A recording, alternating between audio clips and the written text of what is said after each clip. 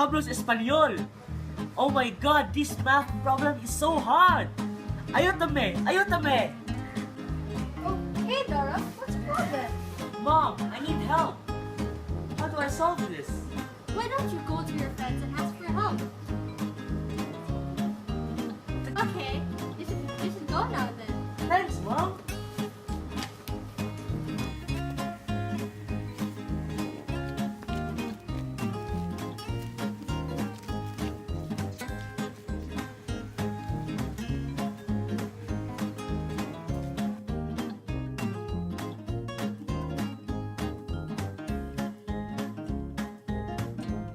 I'll help you solve the first step of the problem.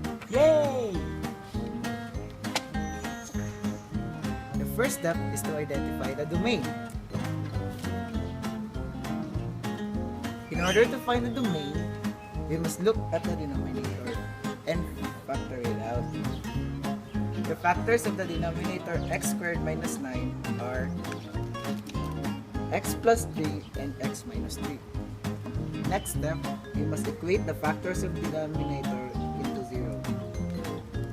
X plus 3 equals 0 and x minus 3 is equals to 0.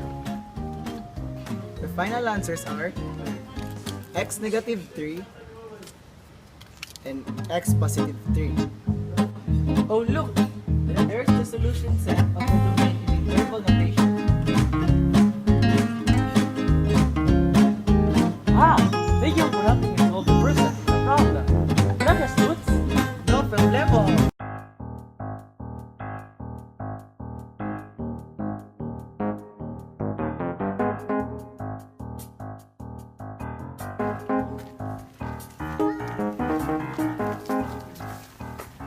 Hola, Isa. Hello, Doro and Boots.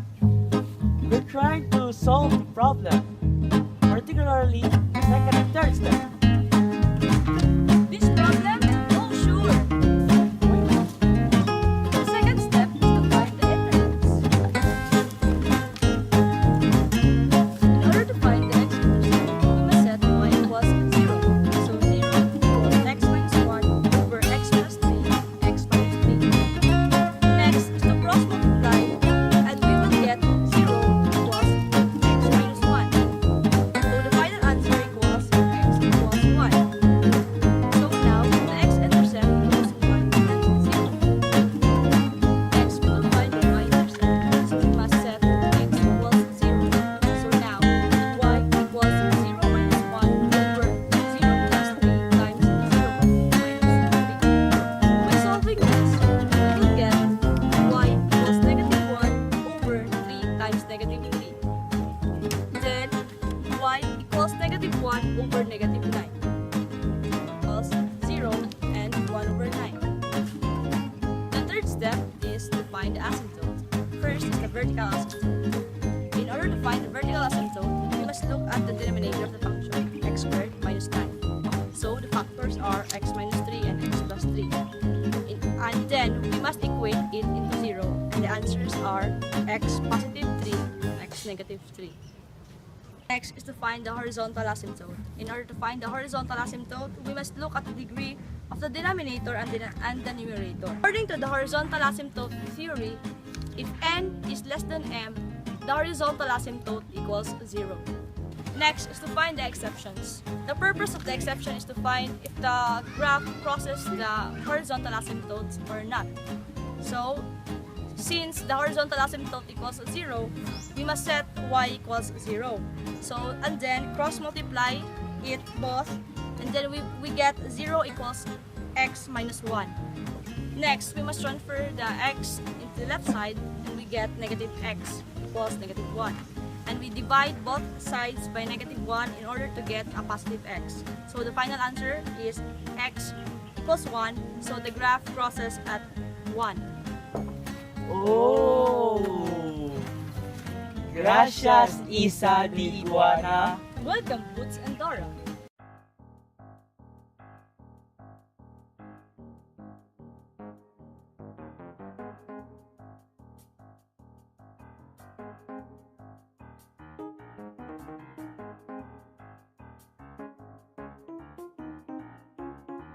Oh,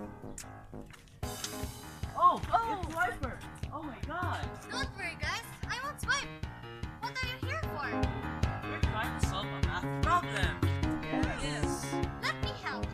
So the fourth step in finding the solution of this problem is the critical numbers. So you will need to factor out the parent function. So with the factored parent function, then you will get the zeros of these function. So x minus 1 equals 0, so x equals 1. X minus 3 equals 0, so x equals 3. And x plus 3 equals 0, meaning x equals negative 3. Fifth step in finding the solution is the behavior of the graph. So these three numbers here are the critical numbers. These are the basis for finding the behavior of the graph. So there are test numbers here, which is negative 4, which is less than negative 3, 0, which is between the number negative 3 and 1, 2, which is between 1 and 3, and 4 because it is greater than 3. These equations here are based from the factored parent function, like negative 4. Negative 4 minus 1 is equals to negative 5, which is a negative. Negative 4 plus 3 is equal to negative 1, which is also a negative. And negative 4 minus 3 is negative 7, which is also a negative. For 0, you will then have a result of positive. For 2, you will have a result of negative. And for 4, you will have a result of positive. So, when we have a result of a negative, we will then have a behavior that is below the x-axis. But when we have a positive sign, we will then have a behavior of the graph which is above the x-axis. So like negative 4 and 2, they are below the x-axis. And 0 and 4 will be above the x-axis.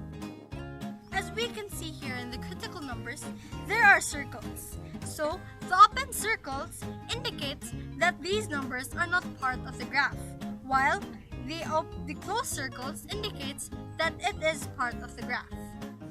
Will you guys help me graph the function? At first, in writing the graph, we will need to put first the intercepts. The x-intercept, which is 1, and the y-intercept, which is 1/9. Then after that, you'll write the asymptotes. For the vertical asymptotes, you have x is equal to negative 3 and x is equals to 3. For the horizontal asymptotes, you'll write y is equals to 0.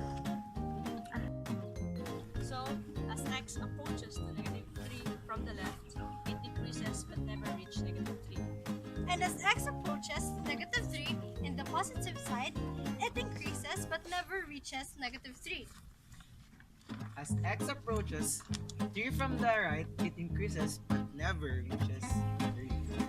As x approaches 3 from the left, it decreases but never reaches 3. Hey, we did it, guys! Gracias everybody for helping me solve this function!